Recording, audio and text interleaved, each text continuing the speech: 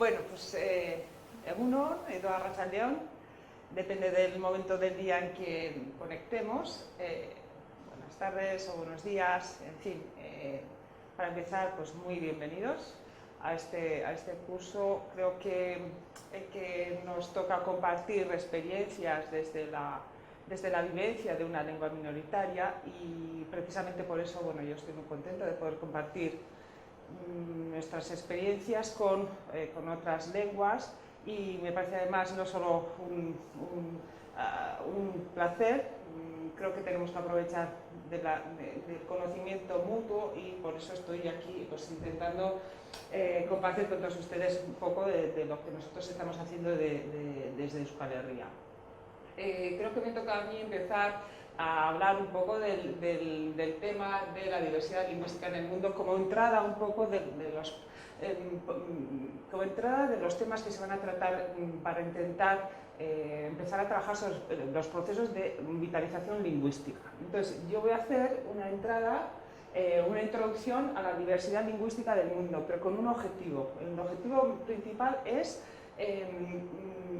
colocar nuestra lengua, que está en situación de minorización, que está en contacto con unas lenguas más expansivas, colocar nuestra lengua en el contexto de la diversidad lingüística mundial. Entonces, mi tema se tratará sobre la diversidad lingüística en el mundo, pero es una diversidad que está realmente en un grave peligro de pérdida, un gran peligro de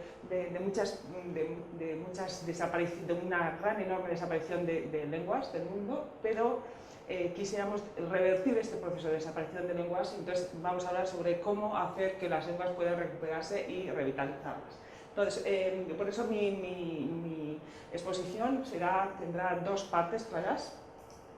Y hablaremos primero sobre la diversidad lingüística en el mundo y en la segunda parte hablaremos de la respuesta que queremos dar al peligro de pérdida de lenguas. Bueno, al hablar de la diversidad lingüística en el mundo, vamos a hablar sobre la diversidad que existe en el contacto de diferentes tipos de contactos de lenguas que tenemos en el mundo. Vamos a ver que hay muchas lenguas que están en proceso de expansión, pero muchísimas más están en proceso de minorización, de pérdida de hablantes, de pérdida de territorios y de la propia desaparición de muchísimas lenguas. Vamos a hablar de la diversidad de situaciones del mundo, pero vamos a hablar de la importancia que es tener en cuenta las lenguas como patrimonio de toda la humanidad. Cada una de nuestras lenguas no son nuestras lenguas solamente, sino que son patrimonio de toda la humanidad. Vamos a ver por qué están en proceso de desaparición, la mayoría de ellas, y qué respuestas vamos a dar a ese proceso de homogeneización o de peligro de lenguas, que grosso modo podemos decir que es la respuesta que le damos sobre la ecología, vamos a hablar sobre la ecología lingüística y sobre los procesos de revitalización de las lenguas que decimos que están en peligro de extinción. Entonces, la diversidad lingüística del mundo, cuando hablamos del mundo sí que me gustaría hablar de la diversidad de las lenguas.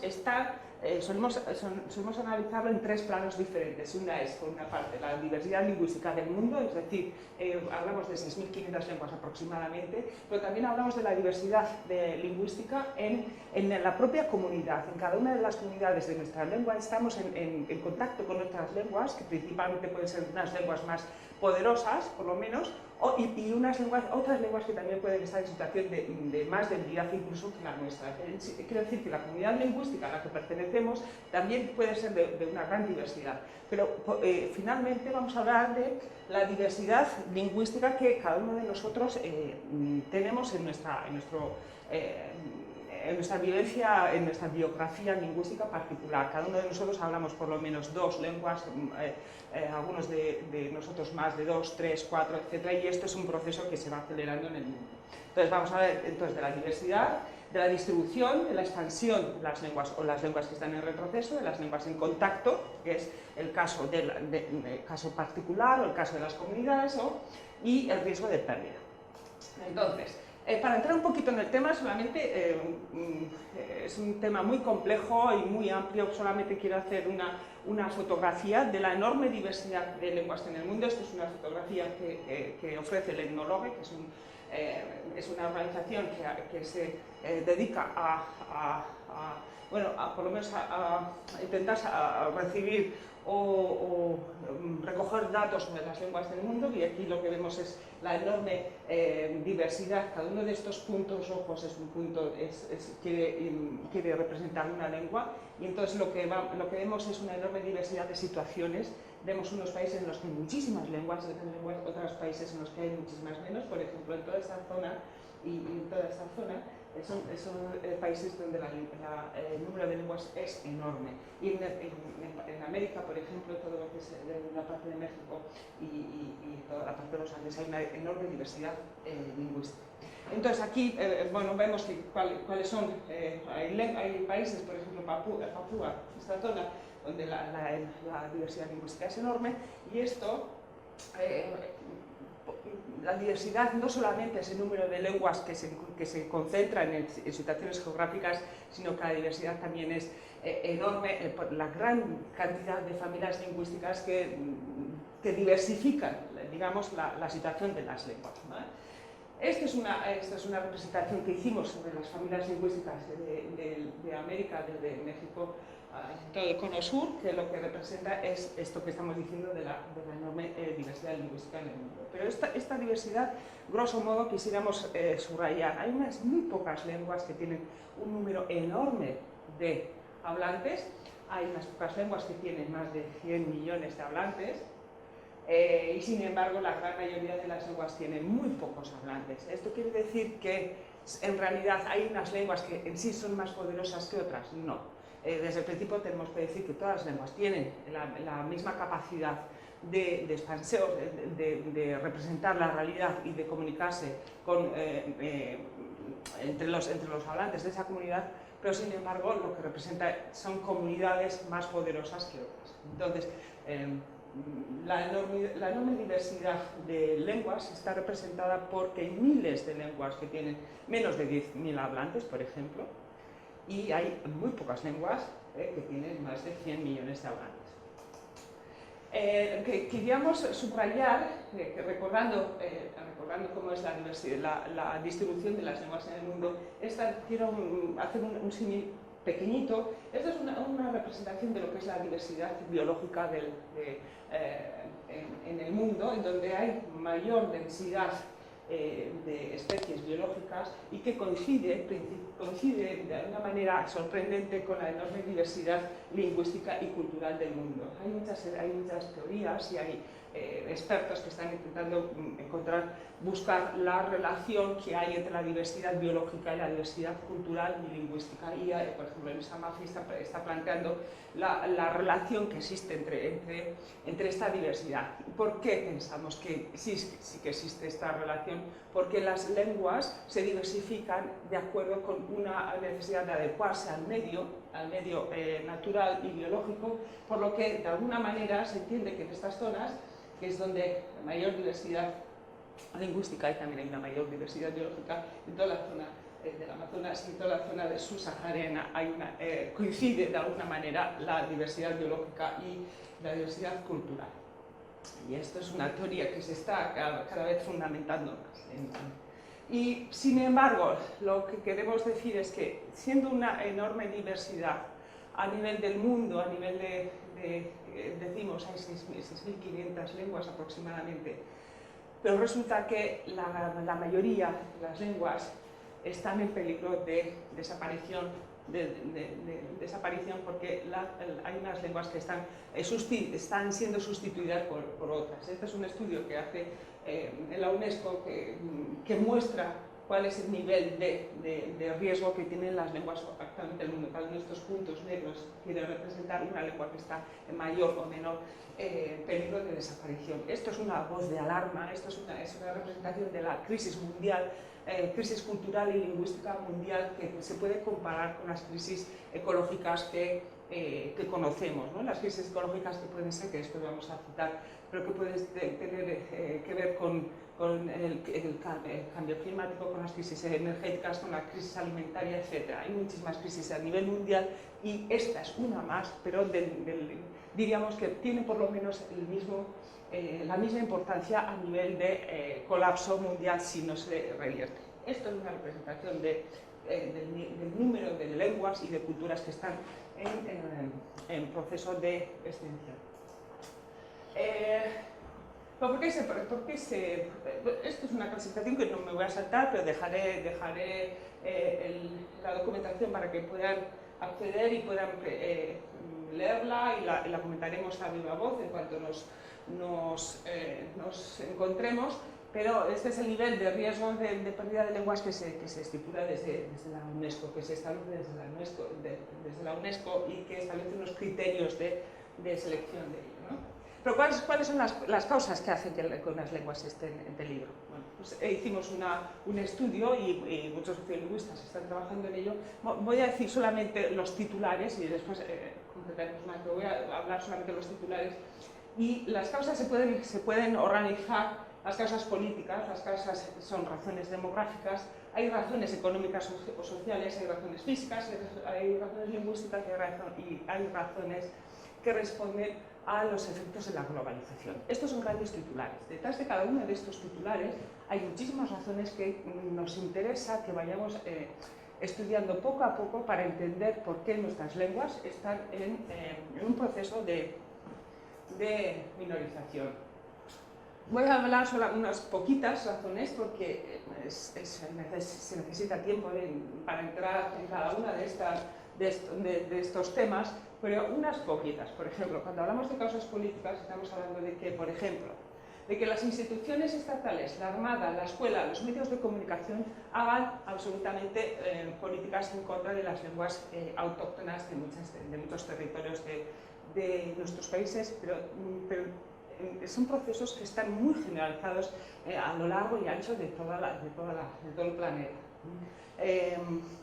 La falta de autonomía de las comunidades lingüísticas o las causas demográficas, por ejemplo, si existen unas migraciones importantes del territorio de donde se encuentra la comunidad, del territorio propio de la comunidad lingüística, si se producen migraciones importantes, o si el número de hablantes es muy pequeño y el contacto externo es cada vez mayor, si el número de hablantes es pequeño, el riesgo de que se vaya perdiendo la lengua es mayor, o las causas sociales y económicas. Esto es muy importante porque los procesos de contacto de las lenguas, cuando una lengua es más poderosa, no la lengua, sino la comunidad que la habla es más poderosa que la otra, que la segunda, se producen unos procesos de subordinación que están indicando que económicamente es menos viable, etcétera, etcétera, ¿no? Estos son procesos que tenemos que mirarlos muy lentamente, pero lo mismo pasa con las causas físicas, las causas lingüísticas o los efectos de la globalización. Por ejemplo, en cuanto a las causas lingüísticas, si una lengua que no tiene un código escrito, digamos, que esté más o menos aceptado por toda la comunidad, es muy difícil que esa lengua pueda ser utilizada en los medios formales o que se pueda utilizar en la escuela o se pueda utilizar en los medios de comunicación, etc. Entonces, es importante que si queremos que esta lengua esté presente en los ámbitos oficiales o en los ámbitos de comunicación normal de esa comunicación, de esa comunidad, tenga por lo menos unas mínimas acuerdos, unas mínimas convenciones para el uso escrito de esa lengua. Es importante ser consciente de que una lengua para que se pueda proyectar hacia el futuro tenga la capacidad de adecuarse a los retos de esta época tan especial y, por ejemplo, los efectos de la globalización. Pero no me voy a extender más porque son temas que son realmente complejos y que afectan con las particularidades de cada cual, afectan a cada una de las lenguas que están en peligro de extinción. Como consecuencia de todas estas causas, podemos decir 4 ideas, las consecuencias fundamentales. Son 4 ideas que las dejo aquí para que las podamos reflexionar cuando podamos juntarnos. Y es una, la pérdida del prestigio de las lenguas. Cuando las lenguas están en contacto, una lengua que que pertenece al extracto social más poderoso. Cuando una lengua como el castellano en nuestro caso y está en contacto con una lengua minoritaria, seguramente se produce una pérdida del prestigio de la lengua y que hace que aparezcan unos sentimientos negativos, incluso de vergüenza, de hablar una lengua que no sea la del grupo más poderoso. Y eso hace que la comunidad, o por lo menos muchas personas de esa comunidad, abandonen el uso de la lengua de una manera obligada o de una manera voluntaria, entre comillas. Y esto hace que se interrumpa la transmisión de la lengua. La interrupción de la transmisión de la lengua es una de las consecuencias más importantes que determina que una lengua esté en peligro de extinción. De tal manera que el objetivo para revertir este proceso de eliminación de la lengua, para revertir esto, uno de los objetivos principales es que se vuelva a activar la transmisión intergeneracional, es decir, los padres y madres enseñen la lengua de la comunidad a sus hijos. Voy a saltarme un poco esto, de tal manera que las consecuencias generales, voy a decir 3 ideas únicamente.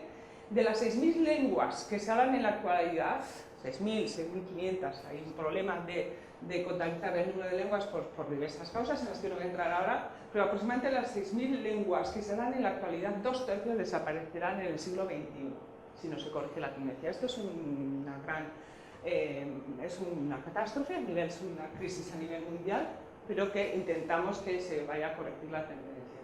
El 20% de las lenguas han interrumpido la transmisión familiar. Se dice que es más del 20%, porque diversos estudios dicen que incluso 1/3 de las lenguas ya han interrumpido la transmisión familiar. Esto quiere decir que cuando los padres y madres de esa generación que no han transmitido su lengua a los hijos e hijas, cuando ellos desaparecen, las lenguas desaparecerán. Y esto es, a nivel mundial, pues es una crisis muy a tener en cuenta. Además, se ha constatado que únicamente el tercio, digamos, el 36% de los jóvenes utilizan la lengua de la comunidad originaria. Es decir, incluso si han aprendido la lengua, los jóvenes, únicamente el tercio de los que han aprendido hablan esa lengua y ya están dejándola a un lado y probablemente no la transmitirán a sus descendientes. Entonces, la cuestión es que lo que estamos intentando es analizar qué es lo que pasa y hablamos del concepto de vitalidad lingüística, cómo podemos saber si una lengua tiene futuro, cómo podemos saber si una lengua es válida para la generación que habla en este momento, pero sobre todo para las generaciones futuras. Entonces hablamos de vitalidad lingüística. Esto es un concepto que ya empezó en los años 70 del siglo XX, pero como vitalidad lingüística este concepto lo está desarrollando mucho la UNESCO. Y entonces lo que intentamos analizar es cuál es lo que decíamos principalmente, cuál es la transmisión intergeneracional, si se transmite la lengua. Esto nos va a dar una idea clara del futuro que puede tener una lengua. Si la lengua no se transmite, realmente es un punto de alarma importante. Pero queremos saber cuál es la actitud de los miembros de la comunidad, cómo la viven, cómo la sienten, cómo la perciben. Queremos saber si se utiliza y en qué ámbito se utiliza la lengua, si en el ámbito privado o únicamente en el ámbito privado, pero también en el ámbito público o en el ámbito oficial, cuáles son las actitudes de los gobernadores del Estado, cuál es la actitud hacia esta lengua, si realmente hay una actitud que puede ir desde la tolerancia, desde la promoción, tolerancia, hasta el rechazo más claro, etcétera, etcétera. Aquí, bueno, esto sí que es un tema que hay que mirarlo muy detenidamente porque es lo que nos da la fotografía de la realidad, de cómo está esa lengua en la comunidad. No voy a entrar más porque es muy profunda y es realmente lo que nosotros queremos transmitir.